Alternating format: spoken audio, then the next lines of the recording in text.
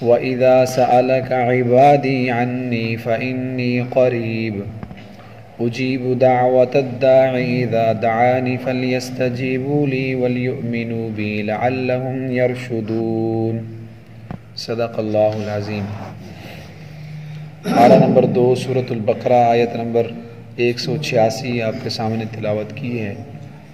اس آیت کا ترجمہ یوں ہے: وَإِذَا سَأَلَكَ عِبَادِي عَنِّي، اے نبی جب آپ سے لوگ میرے بارے میں پوچھتے ہیں، میرے بندے پوچھتے ہیں میرے بارے میں، تو فَإِنِّي قریب، تو پس آپ ان کو کہہ دیں کہ بے شک میں بہت قریب ہوں۔ اجیب دعوت الداعی اذا دعان، اور پکارنے والے کی پکار کا جواب دیتا ہوں جب وہ مجھے پکارے۔ فلیستجیبوا لی، پس ان بندوں کو چاہیے کہ میرا حکم مانیں۔ ولیؤمنوا بی، اور ان کو چاہیے کہ میرے اوپر ایمان لے آئیں۔ لعلہم یرشدون، تاکہ یہ ہدایت پا جائیں۔ تو اللہ پاک فرماتے ہیں کہ جب میرے بندے میرے بارے میں پوچھتے ہیں کہ میں کہاں ہوں، تو آپ ان کو کہہ دیں کہ میں اللہ ان کے بہت زیادہ قریب ہوں۔ پچھلی آیت کے اندر وَلِتُكْمِلُوا الْعِدَّةَ وَلِتُكَبِّرُوا اللَّهَ میں یہ حکم دیا گیا تھا کہ بندے اللہ تعالیٰ کی بڑائی کو بیان کریں، اللہ تعالیٰ کی حمد کو اور اس کی عظمت کو بیان کریں۔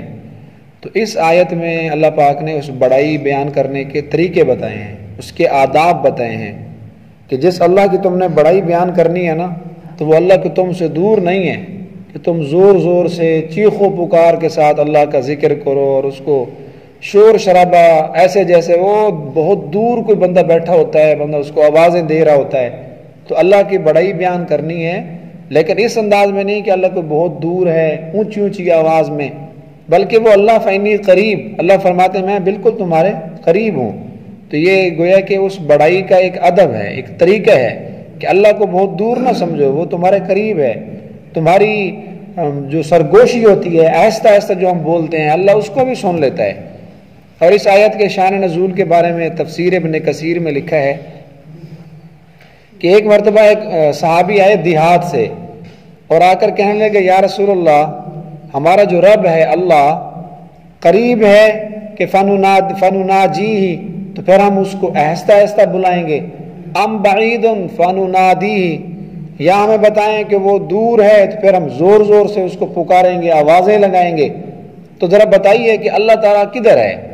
قریب ہے تو پھر اس کو ہم آہستہ آہستہ سرگوشی کریں گے، اور اگر دور ہے تو ہم زور زور سے پکاریں گے۔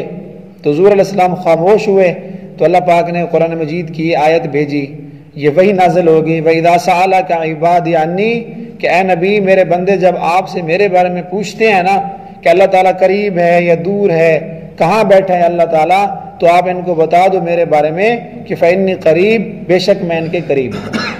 اور بعض روایات میں اس کا شان نزول یوں لکھا ہے کہ حضرات صحابہ کرام پوچھتے تھے کہ یا رسول اللہ این اللہ، کہ اللہ کدھر ہے؟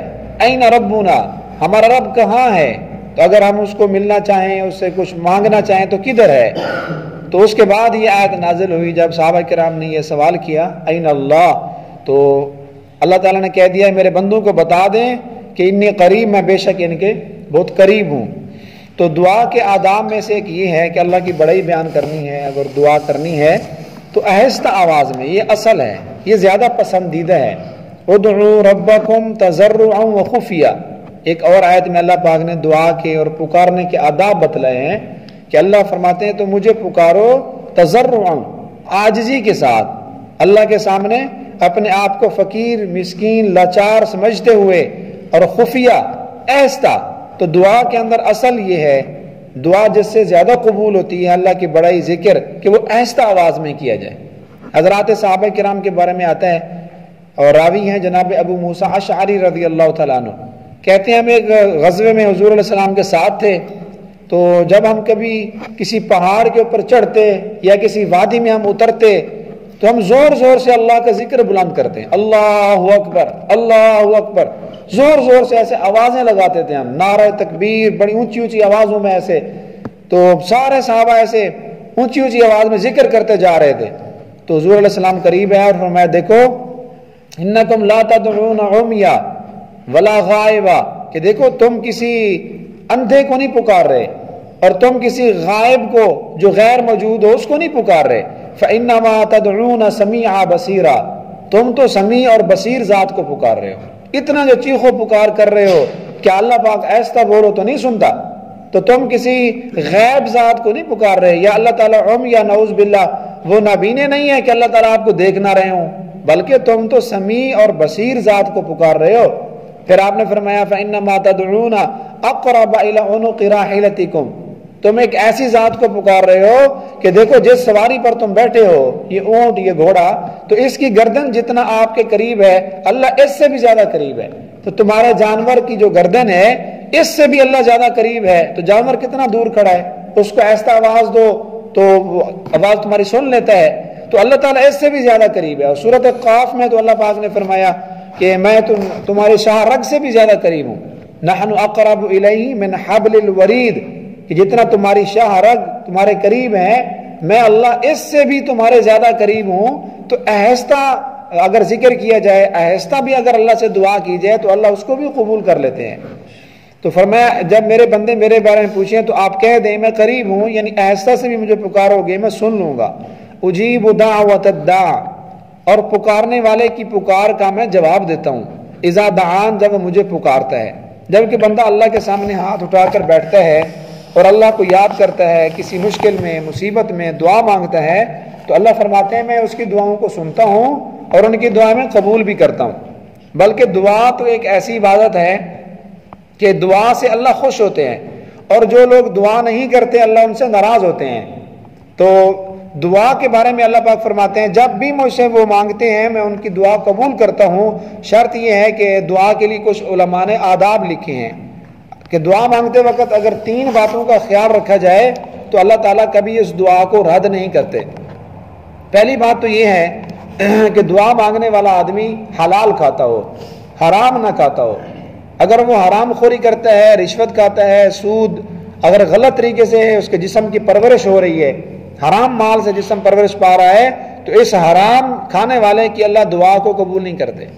ایک اور صحیح مستند روایت میں ہے حضور علیہ السلام نے فرمایا کہ کچھ ایسے لوگ بھی آئیں گے کہ وہ اللہ کے سامنے گڑ گڑا کر دعا کریں گے، لمبے لمبے ہاتھ اٹھائیں گے اور ان کے بال بکھرے ہوئے ہوں گے، خوب اللہ سے مانگ رہے ہوں گے، لیکن اللہ ان کی ایک بھی نہیں سنے گا، کوئی دعا بھی قبول نہیں کرے گا. تو صحابہ کرام نے پوچھا یا رسول اللہ اس کی کیا وجہ ہوگی؟ فرمایا اس لیے کہ وہ حرام کھاتے ہوں گے، ان کے جسم کے اندر جو خوراک جا رہی ہے وہ حلال نہیں ہے، وہ حرام ہے. تو یہ حرام کھانے والا چاہے جتنا بھی اللہ سے گڑ گڑا کے مانگتا رہے اس کی دعا قبول نہیں ہوتی. تو اجیب دعوت الداع، اللہ فرماتے ہیں میں دعوت کو دعا کو قبول کرتا ہوں جب پکارے. تو اس کی شرط پہلی یہ ہے کہ اس کا جسم جو ہے وہ حرام چیزوں سے پرورش نہ پا رہا ہو، اور دوسری اس کے لیے شرط یہ ہے کہ جب بندہ دعا مانگ رہا ہو تو غفلت نہ ہو، پوری توجہ کے ساتھ دعا مانگے. حدیث پاک میں آتا ہے حضور علیہ السلام نے فرمایا ان اللہ لا يقبل دعاء قلب لاہ غافل، کہ اللہ تعالیٰ ایسے دل کی دعا قبول نہیں کرتا جو کسی لہو و لعب میں مشغول ہو، غفلت میں پڑا ہوا ہو. اللہ تعالیٰ کے سامنے ہاتھ اٹھائے ہوئے ہیں اور اللہ سے دعائیں مانگ رہے ہیں اور تصورات ہمارے خیالات کہیں اور ہیں، زبان سے ہم الفاظ تو کہے جا رہے ہیں، ہم دعا کی جو دعائیں حدیث میں منقول ہیں وہ تو ہم پڑھ رہے ہیں، لیکن توجہ ہماری اللہ کی طرف نہیں ہے، دھیان ہمارا کہیں اور ہے. تو ایسی دعا اللہ قبول نہیں کرتے. غافل دل کی دعا جو لہو و لعب میں مشغول ہو، دھیان کہیں اور ہو، مانگ کچھ اور رہے ہوں. اور تیسری شرط یہ ہے کہ جو بندہ دعا مانگ رہا ہے وہ دعا میں جلد بازی نہ کرے.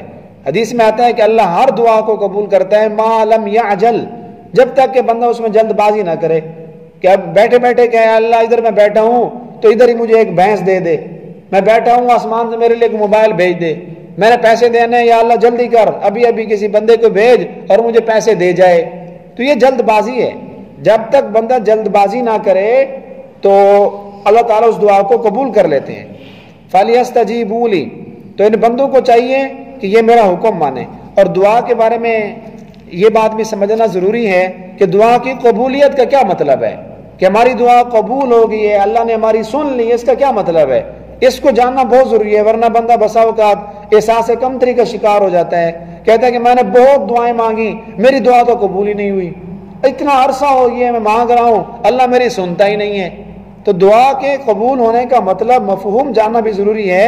حدیث کا مطالعہ کرنے سے میں معلوم ہوتا ہے کہ دعا کے قبول ہونے کے 3 مطلب ہیں۔ کبھی کبھی تو اللہ تعالیٰ جو چیز ہم اس سے مانگتے ہیں بعین ہی وہی چیز اللہ ہمیں دے دیتے ہیں، جس چیز کا ہم نے سوال کیا، اگر وہ چیز انسان کے نفع میں ہے اور انسان کے لیے مفید ہے اور بندہ مانگتا ہے تو اللہ پاک دے دیتے ہیں کہ اس میں بندے کا فائدہ ہے۔ اور کبھی کبھی اللہ تعالیٰ ہمیں وہ چیز تو نہیں دیتے بلکہ اس کے بدلے میں ہمارے اوپر جو مصیبتیں آ رہی ہوتی ہیں، کوئی پریشانیاں آنے والی ہوتی ہیں، کوئی بیماری آنے والی ہوتی ہے، تو ہماری اس دعا کی برکت سے اللہ ہماری مطلوبہ چیز تو ہمیں نہیں دیتے، لیکن اس کی برکت سے آسمان سے جو مصیبت آ رہی ہے اس کو دور کر دیتے ہیں۔ اور تیسرا مفہوم یہ ہے کہ اللہ تعالیٰ کبھی کبھی وہ نہ ہمیں مطلوبہ چیز دیتے ہیں، نہ کوئی مصیبت دور ہوتی ہے، بلکہ اللہ اس کو آخرت کے لیے ذخیرہ کر لیتے ہیں۔ اس دعا کا ثواب ہمیں روز محشر قیامت کے دن ملے گا۔ اور حدیث میں آتا ہے جب بندے اللہ کے سامنے جائیں گے تو اللہ تعالیٰ کئی لوگوں کو بلا کر پہاڑ کے برابر ثواب دیں گے۔ وہ حیران ہوں گے کہ یا اللہ ہم نے تو کوئی اتنی بڑی نیکیاں نہیں کی، یہ پہاڑ کے برابر احد پہاڑ جتنا ثواب ہمیں مل رہا ہے، یہ کس چیز کا ہے؟ تو اللہ بتلائیں گے کہ یہ دنیا میں جو آپ دعائیں مانگتے تھے پھر آپ کی دعائیں قبول نہیں ہوتی تھیں، وہ میں نے آخرت میں تمہارے لیے ذخیرہ کی ہوئی ہیں۔ تو پھر اس وقت بندے خواہش کریں گے کہ کاش دنیا میں ہماری کوئی بھی دعا قبول نہ ہوتی، ان سب کا ثمرہ اور سب کا نتیجہ ہمیں آخرت میں ملتا۔ تو 3 مطلب ہیں اس دعا کے قبول ہونے کے، کبھی تو بعین ہی وہی چیز مل جاتی ہے، کبھی اس کے بدلے میں اللہ مصیبت دور کر دیتے ہیں، اور کبھی اللہ اس کو آخرت کے لیے ذخیرہ کر دیتے ہیں۔ اس کی مثال یوں سمجھیے کہ دیکھیں چھوٹا بچہ ہے، اب وہ اپنی امی سے کہتا ہے مجھے چھری دیں، یا کوئی نقصان دہ چیز پڑی ہے وہ مانگتا ہے اور بڑا چیخو پکار کرتے مجھے دو، لیکن اس کی والدہ اس کو وہ چھری یا وہ نقصان دہ چیز نہیں دیتی، اس کو پتہ ہے کہ اگر میں نے دے دی تو یہ نقصان کرے گا، انگلی کاٹ دے گا۔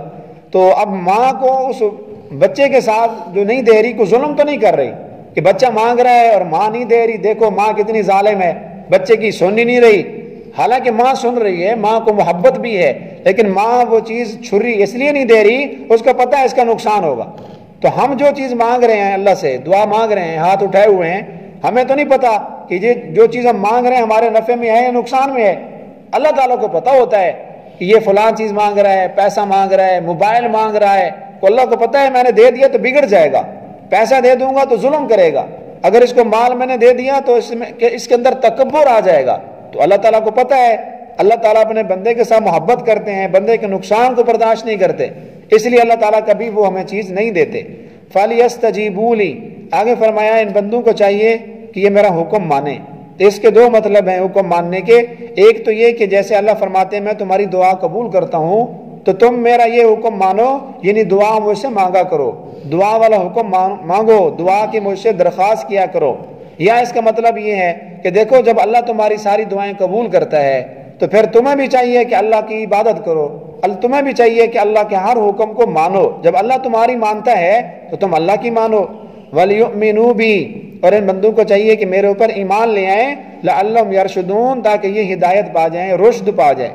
تو ہدایت تب ملے گی جب بندہ پہلے اللہ پر ایمان لائے گا، تو ایمان کے بعد اللہ بندے کو ہدایت دے دیتا ہے۔ تو اس آیت کے اندر ایک خاص حکم، خاص عبادت دعا کا اللہ پاک نے ہمیں حکم دیا ہے، تو ہمیں چاہیے کہ اپنے 24 گھنٹے کے اوقات میں کوئی مخصوص ٹائم بنا لیا جائے کہ اللہ کے سامنے اپنی حاجات، اپنی ضروریات پیش کی جائیں، پوری فہرست، پوری لسٹ جو ہم دنیا میں لوگوں کے سامنے ظاہر کرتے ہیں اللہ کے سامنے بھی ظاہر کریں، اللہ کو بھی اپنی ضروریات، اپنے معاملات بتائیں، پھر دیکھیں کہ کیسے اللہ کی رحمت ہماری طرف متوجہ ہوتی ہے۔ اللہ ہمیں دعا کثرت کے ساتھ مانگنے کی توفیق عطا فرمائے۔